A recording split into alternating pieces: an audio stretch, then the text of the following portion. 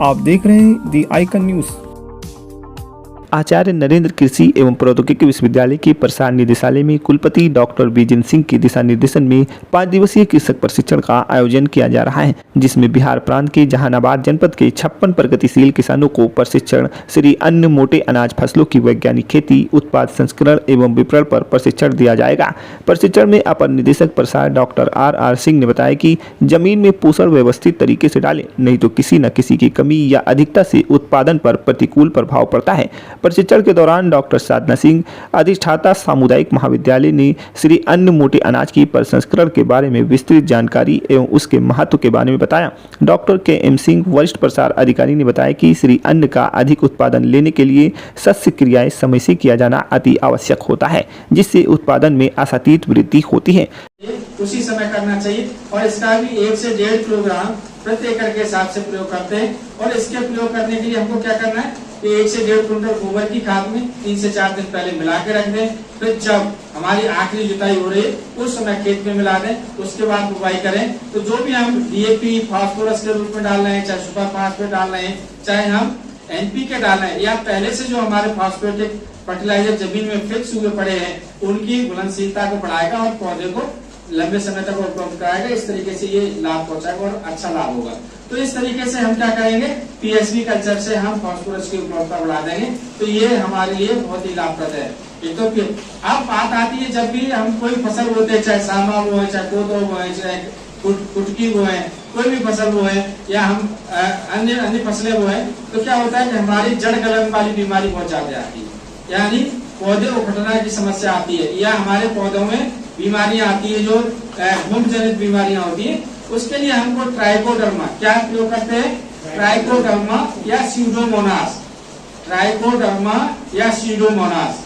ये हमारे जैविक फफूंदनाशी हैं, जो हमारे जो जमीन में पड़े हुए फफूंद हैं उनका जो है जड़ मारती हैं और हमारे पौधे को स्वस्थ रखती हैं। प्रशिक्षण में डॉक्टर श्वेता, डॉक्टर प्रज्ञा कुमारी, मृदुला पांडे, मिथिलेश चौधरी ने मोटे अनाजों से बनने वाले उत्पादों को बनाना सिखाया। याद दिलाना चाहती हूँ कि इसको भूलिए मत, इसको ध्यान दीजिए और अपने आहार में, अपने परिवार के आहार में, अपने अड़ोसी पड़ोसी जो उनको बताइए कि ये मोटे अनाज या जो श्री अन्न है ये हमारे लिए कितने फायदेमंद है। तो देखिए, मोटे अनाजों को आजकल अंग्रेजी में एक शब्द है जिसको कहते हैं मिलेट्स। मोटे अनाज भी जो नहीं बोलते, श्री अन्न भी नहीं बोलते, तो बोलते अरे मिलेट्स में प्रशिक्षण हो रहा है। इसीलिए आपने देखा होगा जो पिछला साल बीता है, इसको इंटरनेशनल मिलेट ईयर घोषित किया गया था। अंतर्राष्ट्रीय मिलेट ईयर मतलब लोगों को पूरा वर्ष ये बताया गया कि मिलेट्स खाइए, मोटे अनाज खाइए, मोटे अनाजों के क्या फायदे हैं। डॉक्टर अनिल कुमार ने मोटे अनाजों के उत्पाद एवं अनाज को विपणन संबंधी विस्तृत जानकारी दी। वरिष्ठ वैज्ञानिक एवं अध्यक्ष कृषि विज्ञान केंद्र जौनपुर प्रथम के अध्यक्ष डॉक्टर S.K. कनौजिया ने श्री अन्न जैविक विधि से पोषक तत्व प्रबंधन के बारे में जानकारी दी। प्रशिक्षण में धनंजय, रामजी, शिवनारायण, नीरज, अशोक, श्रीकांत पासवान, सुधीर, सतीश रंजन, सौरभ, अरविंद, आदित्य प्रकाश, उमेश कुमार, विकास चंद्र आदि प्रतिभागी शामिल हुए। मैग्नीशियम और सल्फर,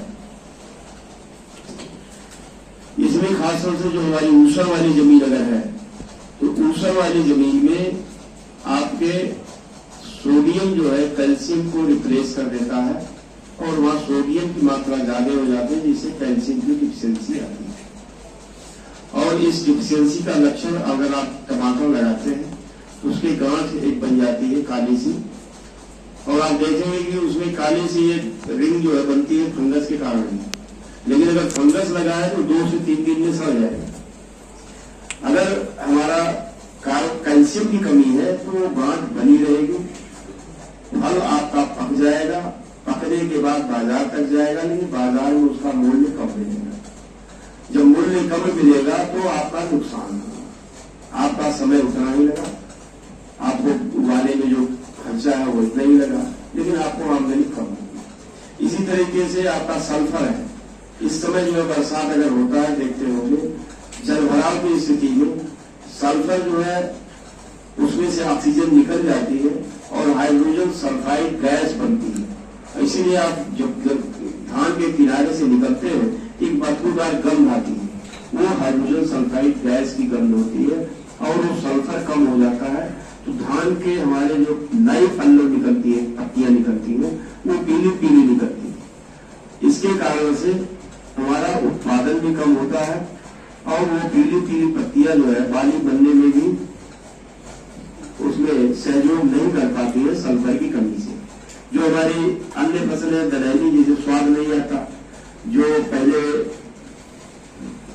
जो आपका तिलहन है, अगर हम उसका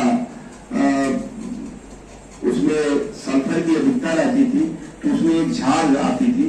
आज वो झाग धीरे धीरे कम हो गई, क्योंकि उसमें जो सल्फर युक्त जो प्रोटीन होता है वो कम बनता है और उसी के कारण से झाग आती थी। इसी तरीके से जो हमारा सबसे बड़ा ग्रुप है वो सूक्ष्म पोषक तत्वों का, ये 9 के अलावा 8 शेष बचे, 17 में से ये 9 हो गए।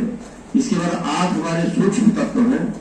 वो सूक्ष्म तत्व हमारे बहुत कम मात्रा में जरूरत पड़ती है। जैसे हम चावल दाल सब्जी में थोड़ा सा नमक डालते हैं तो स्वाद उसमें आ जाता है, कहीं नमक भूल गए तो बेस्वाद हो जाता है, और गलती से 2 बार पड़ गया तब भी आप जो है खाना नहीं खाते हैं, खाली फेंकते हैं। तो वही स्थिति हमारे सूक्ष्म तत्वों की, जो सबसे बड़ा ग्रुप है 8 तत्वों का है। इसमें है कॉपर है, जिंक है, लोहा है, मैंगनीज है, बोरॉन है, मोलिब्डेनम है और आपका क्लोरीन और निकल। तो ये इन तत्वों में से एक भी तत्व कम हो गया, जो 17 है एसेंशियल होते हैं, इसमें से एक भी तत्व अगर कम हो गया तो उत्पादन नहीं होगा।